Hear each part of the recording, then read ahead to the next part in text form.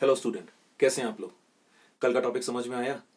आज हम बहुत इंपॉर्टेंट टॉपिक पढ़ने वाले हैं, जो है ये अच्छी तरह से पढ़ना, अच्छी तरह समझना, और ना आए तो पूछ लेना।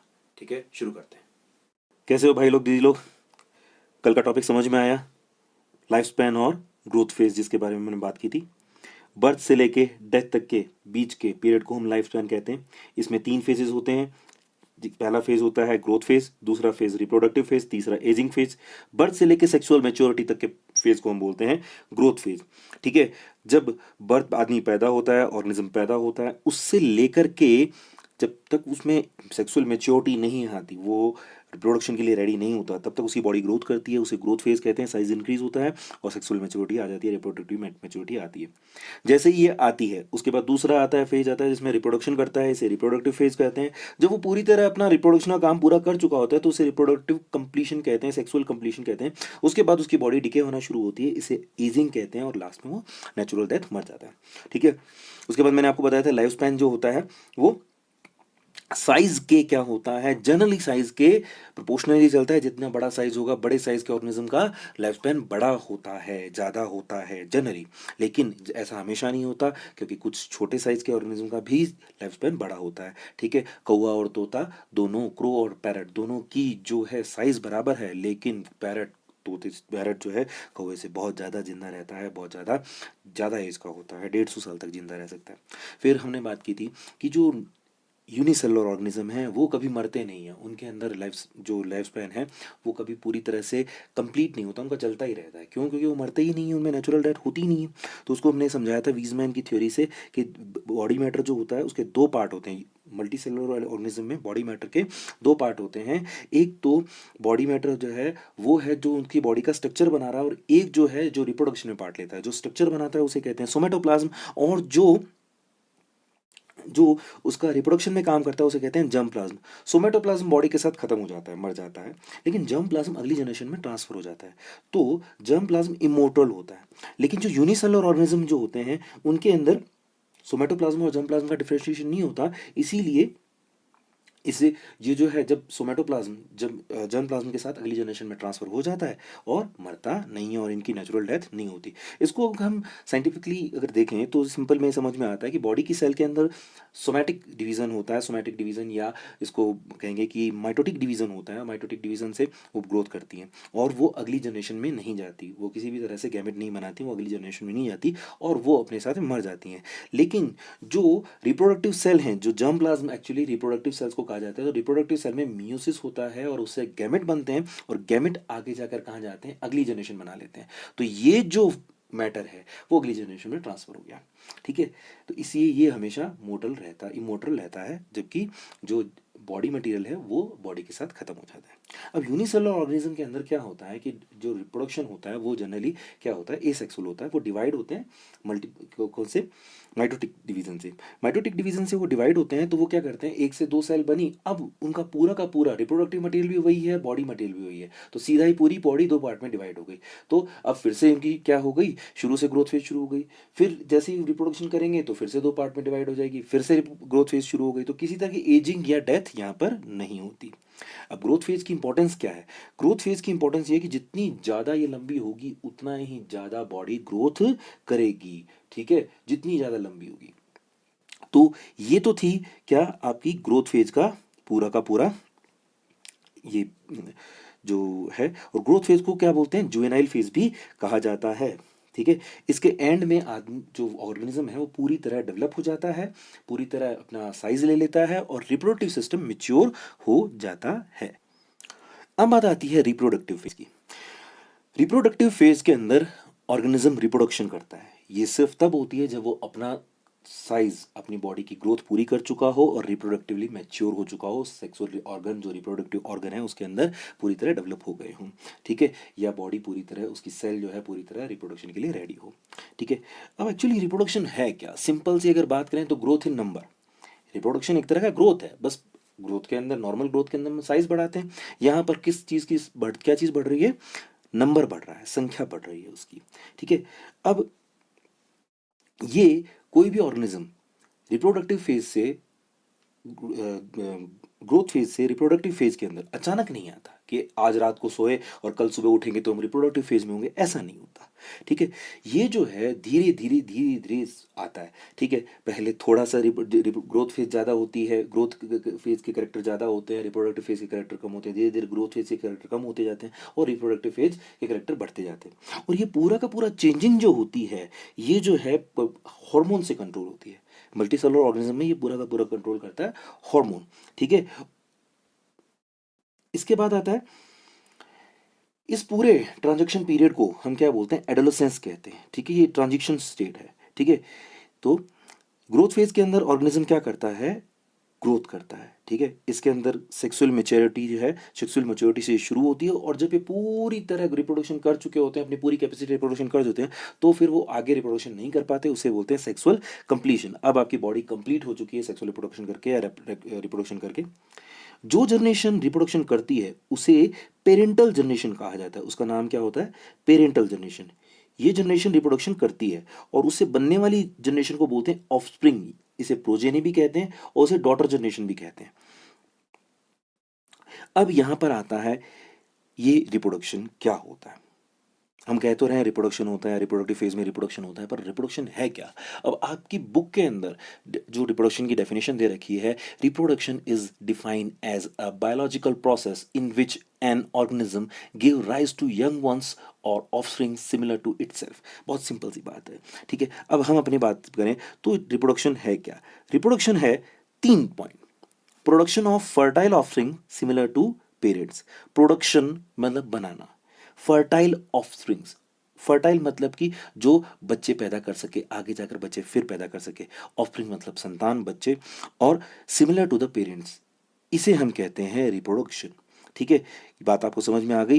रिप्रोडक्शन मतलब बच्चे पैदा करना। सिंपल अगर आप लैंग्वेज में बात करें तो बच्चे पैदा करना इज रिप्रोडक्शन। अब आप कहोगे सर, मतलब किसी ने सुन लिया, अरे ये सर तो सिर्फ सिंपल बात बता रहे हैं, अरे बच्चे पैदा करना रिप्रोडक्शन है, ये कोई साइंस हुई, बायोलॉजी हुई। तो बस इसी को ही हम अब क्या करेंगे, पैदा करने को हम कहते हैं प्रोडक्शन, बच्चों को कहते हैं ऑफस्प्रिंग।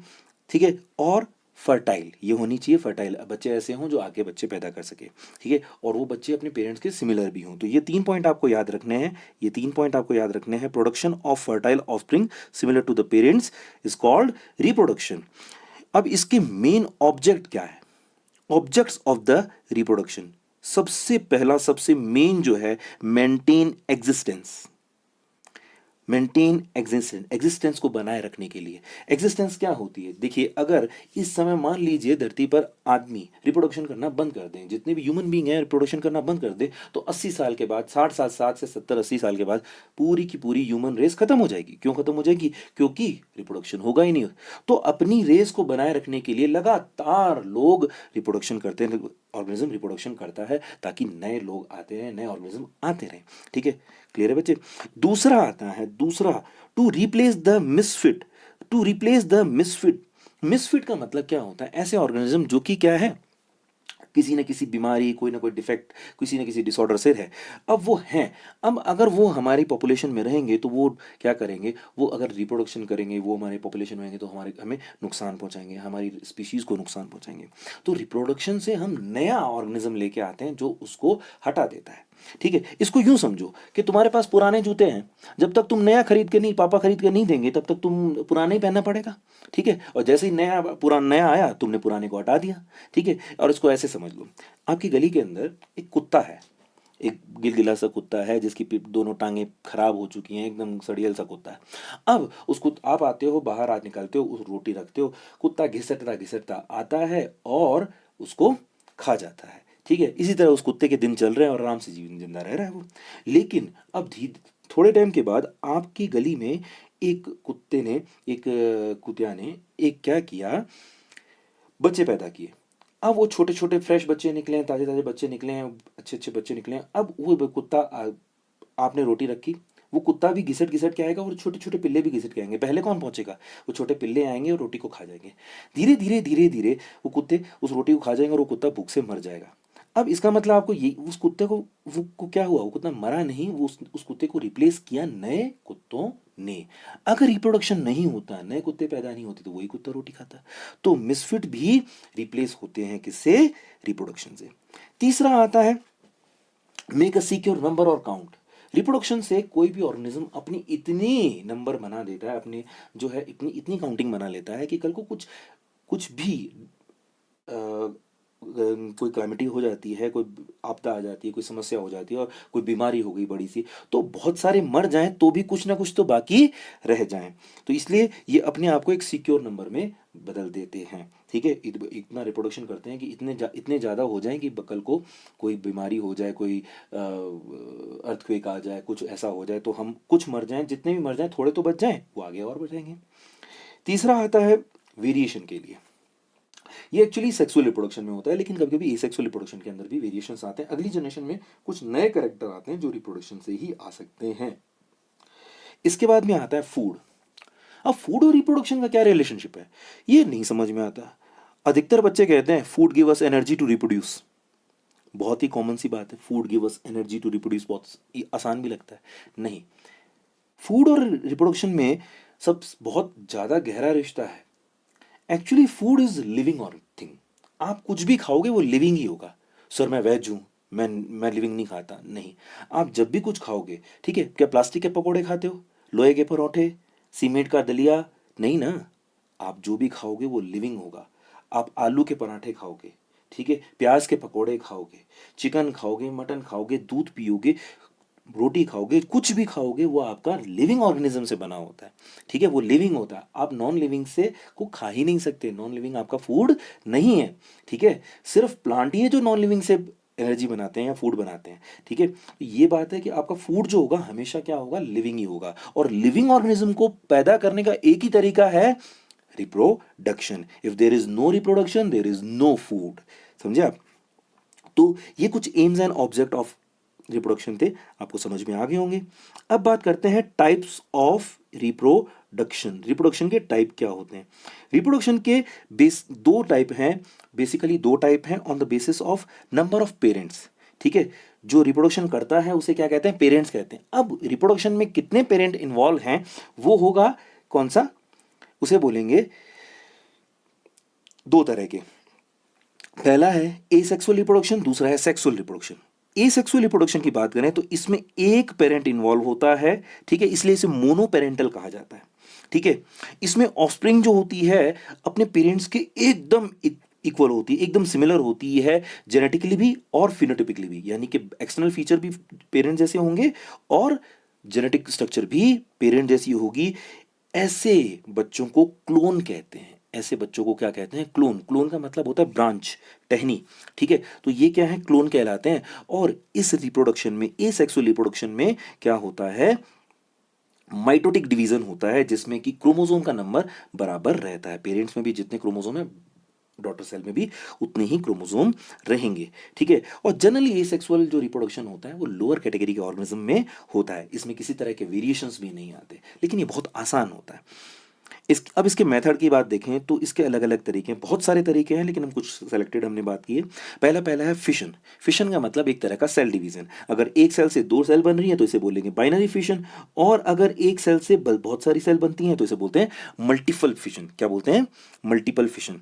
अब मल्टीपल फिशन की बात करें तो कभी कभी कोई सेल अगर मल्टीपल फिशन कर रही है या तो ये क्या करती है, इसके साथ साथ मल्टीपल फिशन के साथ साथ में ये अपने चारों तरफ एक सिस्ट भी बना देती है। क्या बना देती है, सिस्ट। सिस्ट का मतलब क्या हुआ, एक ऐसा कवर जो उसे क्या कर रहा है,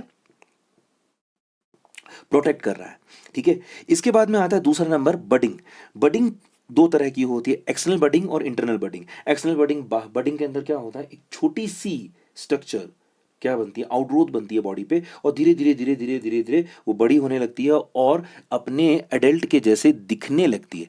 ठीक है, तो इसे हम क्या कहते हैं, बडिंग कहते हैं। ये बाहर भी हो सकती है, अंदर भी हो सकती है। Budding generally hydra, Porifera, coelenterates इनमें मिलती है, आप इजीली देख सकते हैं इसके अंदर। ठीक है, इसके बाद में आता है फ्रेगमेंटेशन। लंबे धागे जैसे जितने भी ऑर्गेनिज्म हैं, जैसे कि ब्लू ग्रीन एल्गी, बीजीए, या फिलामेंटस एल्गी, तो इनके फिलामेंट जो है वो टूट जाते हैं और क्या करते हैं, फिलामेंट टूट जाते हैं और अलग अलग छोटे छोटे टुकड़े बनाते हैं, और ये हर एक टुकड़ा क्या बनाएगा, एक नया ऑर्गेनिज्म बना देता है, जिसे हम क्या कहते हैं, जिसे हम फ्रेगमेंटेशन कहते हैं।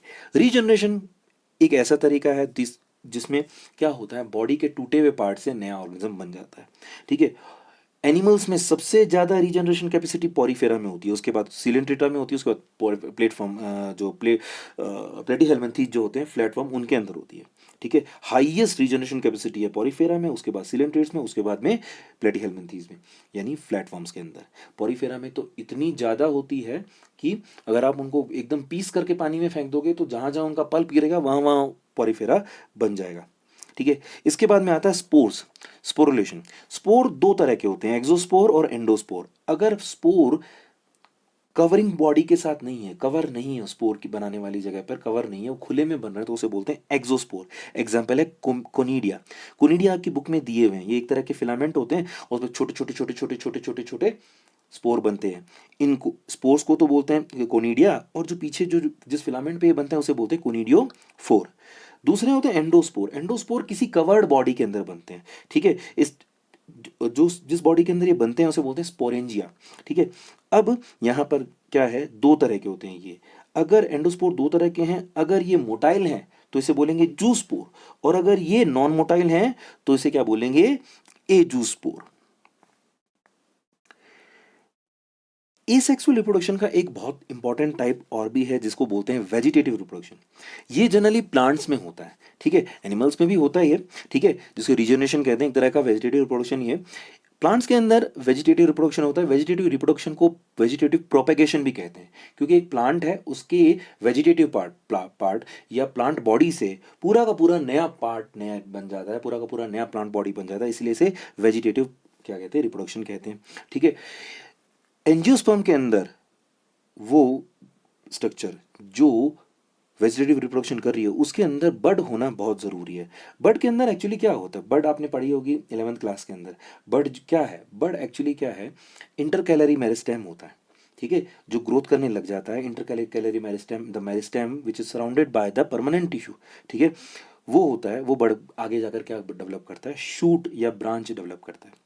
ठीक है, अब हम इसी बड का यूज करते हैं किसके लिए, पूरा का पूरा नया प्लांट डेवलप करने के लिए। अब ये जो है वेजिटेटिव रिप्रोडक्शन, ये दो तरह का होता है, एक नेचुरल और दूसरा आर्टिफिशियल। नेचुरल की बात करें तो ये स्टेम से भी हो सकता है, रूट से भी हो सकता है, लीफ से भी हो सकता है, और कुछ खास स्ट्रक्चर जैसे बुलबिल से भी हो सकता है। स्टेम के अंदर अगर ये हो रहा है तो आलू के अंदर इसे कहते हैं, पोटैटो के अंदर इसे कहते हैं ट्यूबर, जिंजर के अंदर इसे कहते हैं राइजोम, अनियन के अंदर बल्ब, लॉन ग्रास के अंदर रनर, और वाटर हाइसिंथ जिसको टेरर ऑफ बंगाल भी कहते हैं उसके अंदर इसे ऑफसेट कहते हैं। ये टाइप्स हैं, ट्यूबर, राइजोम, बल्ब, रनर और ऑफसेट। बहुत इंपॉर्टेंट है और इसके एग्जाम्पल भी इंपॉर्टेंट है, आप याद रख लीजिए, इस साल बोर्ड के एग्जाम के अंदर भी ये आया था। इसके बाद देखते हैं रूट की बात। तो स्वीट पोटैटो के अंदर, स्वीट पोटैटो एक तरह की मॉडिफाइड रूट है, अगर आप इसे बोएंगे तो पूरा का पूरा नया प्लांट डेवलप हो जाएगा। ठीक है, लीफ की बात करें, लीफ के अंदर बात करते हैं तो ब्रायोफिलम नाम का एक प्लांट है जिसकी लीफ जो है वो अगर जमीन पे गिर जाती है और उसे पानी वानी मिलने लग जाता है तो उस पे भी क्या होने लग जाता है, उससे भी वेजिटेटिव रिप्रोडक्शन हो जाता है।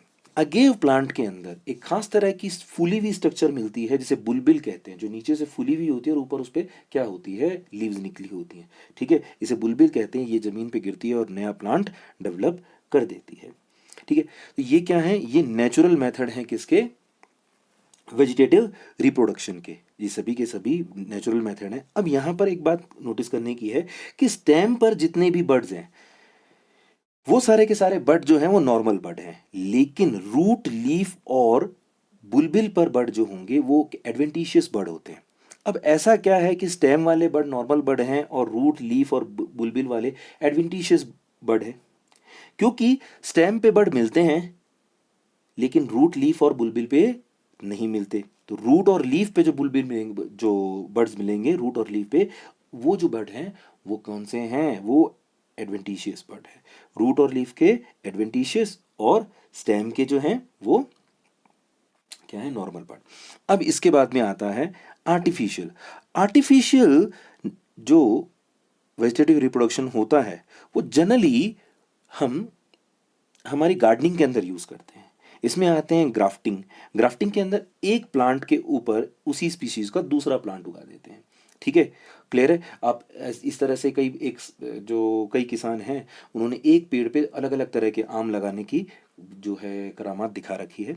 लेयरिंग का मतलब क्या होता है कि एक बहुत लंबी लंबी ब्रांचेस वाला कोई पौधा है तो उसकी बड़ी लंबी ब्रांच है, उसको एक ब्रांच को आपने ज़मीन में दबा दिया और उसके बाद में क्या किया, उसमें नई उस जो ब्रांच में आपने ज़मीन में दबाई उसमें से रूट्स निकल गई। इसके बाद में आता है कटिंग। आपने किसी प्लांट को काटा, किसी प्लांट पार्ट को काटा और उसे ज़मीन में लगा दिया। फिर आता है गटिंग। गटिंग के अंदर क्या करते हैं, गटिंग भी इसी एक तरह की लेयरिंग ही होती है। इसमें आप प्लांट की टहनी को काट छील देते हैं और उस पर क्या करते हैं, एक कपड़ा, गीला कपड़ा लपेट देते हैं और पानी देते रहते हैं, तो वहाँ से रूटिंग हो जाती है। तो ये आर्टिफिशियल है, ठीक है। और ये आपने 10th में अच्छी तरह पढ़ी हुई होगी आपने। ये है आपके आर्टिफिशियल वेजिटेटिव रिप्रोडक्शन। हमारा जो नेक्स्ट टॉपिक है वो है vegetative reproduction in water hyacinth और टेरर ऑफ बंगाल। पहली पहली बात तो आती है टेरर ऑफ बंगाल क्यों कहते हैं इसे। आइकॉर्निया साइंटिफिक नेम है इसका, आइकॉर्निया। नॉर्मली हम इसे वाटर हाइसिंथ भी कहते हैं, उसे टेरर ऑफ बंगाल भी कहते हैं। एक्चुअली आइकॉर्निया और water hyacinth is a native plant of cold region of Europe. Europe के ठंडे इलाकों का ये प्लांट था, ठीक है। और इस पे बहुत खूबसूरत फूल आते थे, बहुत प्यारे फूल आते थे। इसकी ग्रोथ भी वहाँ इतनी ज़्यादा नहीं होती थी। तो ब्रिटिश ब्रिटिश जो लोग थे, जो अंग्रेज थे, जो ब्रिटिश लोग थे, उन्होंने उसे यहाँ पर इंडिया में लेके आए और सबसे पहले वेस्ट बंगाल में वेस्ट वाटर बॉडीज़ में लगा दिया। और लेकिन वहाँ जो गर्मी थी इस वजह से उसने बहुत ज़्यादा ग्रोथ की और बहुत ज़्यादा तेज़ी से फैल गया, ठीक है। Hyper growth by the vegetative reproduction. अब इसमें वेजिटेटिव रिप्रोडक्शन होता है ऑफसेट से, और हॉट क्लाइमेट में बहुत तेज़ी से ऑफसेट बनाया उसने और ये ग्रोथ करता गया, ठीक है। अब क्या हुआ कि जब इसने बहुत ज़्यादा ग्रोथ करा है तो पूरे वाटर बॉडी पे इसकी एक लेयर बन गई, पूरे वाटर बॉडी पे एक लेयर बन गई, ठीक है। सरफेस पे एक लेयर बन गई। इससे क्या हुआ कि जो लाइट है वो एक्वेटिक प्लांट्स को नहीं मिली, ठीक है। क्योंकि ऊपर एक लेयर बन गई तो ये जब सूरज की रोशनी को जमीन क्या पानी के अंदर घुसने नहीं देने लगा, जिससे क्या हुआ, फोटोसिंथेसिस नहीं हुआ। फोटोसिंथेसिस नहीं हुआ तो पानी में ऑक्सीजन की कमी होने लग गई। धीरे धीरे डेथ ऑफ एनिमल हुआ। एनिमल जो पानी के एक्वेटिक एनिमल हैं वो सारे के सारे मर गए, ठीक है। और उनकी डेड बॉडीज जमीन के अंदर, पानी के अंदर डिपॉजिट होने लगी धीरे धीरे धीरे धीरे, वो भी सड़ने लगी, ठीक है। और वाटर बॉडी की डेथ हो गई। इसीलिए डेथ मतलब अब वाटर बॉडी पूरी तरह खत्म हो गई, पानी पीने का नहीं रहा, टॉक्सिक हो गया, ठीक है, और कीचड़ जैसा हो गया। अब वाटर बॉडी पीने लायक पानी वाली नहीं रही। इसीलिए इसे टेरर ऑफ बंगाल कहा जाता है। सबसे पहले ये इफेक्ट उन्होंने बंगाल में कहा किया था, सबसे पहले उनको बंगाल में ही लगाया था। अब अभी ये पूरे इंडिया में फैल चुका है। अब थोड़ा सा कुछ इंपॉर्टेंट पॉइंट्स को दोबारा से देख लेते हैं। सबसे पहला तो क्वेश्चन बनता है रोल ऑफ नोड और बड इन द वेजिटेटिव रिप्रोडक्शन। तो हम बात करते हैं जितने भी एंजियोस्पर्म प्लांट होते हैं उनके स्टेम पे, उनके अंदर क्या होता है, स्टेम पे नोड्स होती हैं, ठीक है।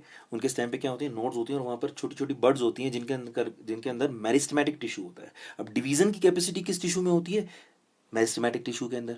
मेरिस्टेमेटिक टिश्यू ही डिवीजन कर पाएगा और कोई टिश्यू डिवीजन नहीं कर पाएगा। तो बड के अंदर इंटरकैलरी मेरिस्टेम होता है जो कि डिवीजन करता है, और जनरली ये क्या करता है, अगर प्लांट के ऊपर होगा तो एक ब्रांच बना देगा। लेकिन अब इसको पूरी तरह से अलग करके हम रखेंगे और क्या करेंगे, अगर उगाएंगे तो ये क्या करेगा, ये पूरा नया शूट बना देगा।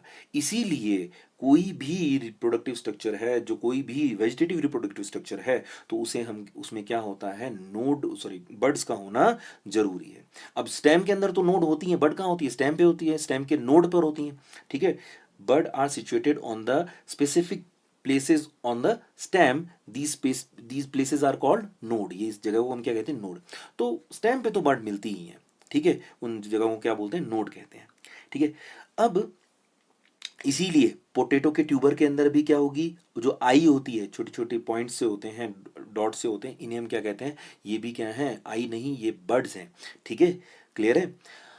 तो जहाँ अगर रिप्रोडक्शन करना है, वेजिटेटिव रिप्रोडक्शन करना है, तो वहाँ पर क्या होगा, वहाँ पर बर्ड्स होनी ज़रूरी है, क्योंकि बर्ड्स में ही क्या है, इंटरकैलरी मेरिस्टेम होता है जो कि शूट को बनाता है, ठीक है। पर ब्रायोफिल्म के अंदर पत्तियों पे बड मिलती है, ठीक है, पत्तियों पे बड मिलती है। इस तरह की बड को क्या कहते हैं, अगर बड स्टेम के अलावा किसी और जगह पे मिलती है तो उसे हम कहते हैं एडवेंटिशियस बड। तो ये ब्रायोफिल्म की बड कैसी है, एडवेंटिशियस, ठीक है। स्वीट पोटैटो की बड कैसी है, क्योंकि रूट में मिल रही है, तो ये भी एक तरह की एडवेंटिशियस बड है।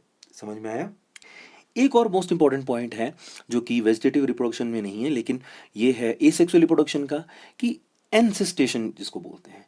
एनसिस्टेशन और कुछ नहीं है, मल्टीपल फिशन जब होता है तो मदर सेल, जो पेरेंटल सेल है, वो अपने चारों तरफ क्या करती है, अपने चारों तरफ खूब मोटी लेयर बना देती है, प्रोटेक्टिव लेयर बना देती है, जैसे कि अमीबा के अंदर ये 3 लेयर्ड होती है, ठीक है, और बाकियों में भी अलग अलग तरह की होती हैं। तो इतनी मोटी लेयर होती है। अब ये लेयर किसने बनाई? पेरेंटल सेल ने। एंसिस्टेशन के अंदर जो मोटी लेयर होती है, थिक लेयर बनती है पेरेंट सेल के अंदर, और उसके अंदर छोटी छोटी छोटी छोटी डॉटर सेल बन जाती हैं। अब जब भी फेवरेबल कंडीशन आती है, पेरेंट सेल फटती है और डॉटर सेल रिलीज हो जाती है। अब दूसरा आता है स्पोरुलेशन। स्पोरुलेशन के अंदर क्या होता है? स्पोर बनते हैं। अब स्पोर के ऊपर मोटी कोटिंग होती है, यानी यहां पर कोटिंग किसके ऊपर है? डॉटर सेल के ऊपर, ठीक है। जबकि इसमें किसके ऊपर है? एंसिस्टेशन के अंदर किसके ऊपर है? पेरेंटल सेल के ऊपर। दोनों में बेसिकली फर्क इतना ही है कि एंसिस्टेशन में पेरेंटल सेल की ऊपर मोटी कोट होगी, जबकि स्पोरुलेशन में डॉटर सेल है उसके ऊपर मोटा कोट होगा, जिसको हम स्पोर कहते हैं, ठीक है। तो ये हुआ आपका रिप्रोडक्टिव फेज का कौन सा? Asexual reproduction part. Hello student, कैसी रही क्लास? समझ में आया? और अगर नहीं भी आया तो कोई परेशानी वाली बात नहीं है, हम इसको दोबारा पूछ सकते हैं। आप मुझसे कभी भी, एनी टाइम आप मुझसे सलाह ले सकते हैं, मुझसे कोई भी क्वेश्चन पूछ सकते हैं। मेरा फ़ोन नंबर है ये, इस पर व्हाट्सएप भी है और FB भी है, और मेरा ईमेल आईडी है ये। तो आप कभी भी कॉल कीजिए, मैं हमेशा आपके सवालों का जवाब दूंगा और वीडियो बनाता रहूंगा। इस वीडियो को थोड़ा लाइक कर दीजिएगा, ठीक है। मिलते हैं अगली क्लास में। पढ़ते रहिए, ठीक है। तन मजबूत, मन मजबूत, अध्ययन मजबूत, body strong, mind strong, study strong. चलते हैं, मिलते हैं अगली क्लास में।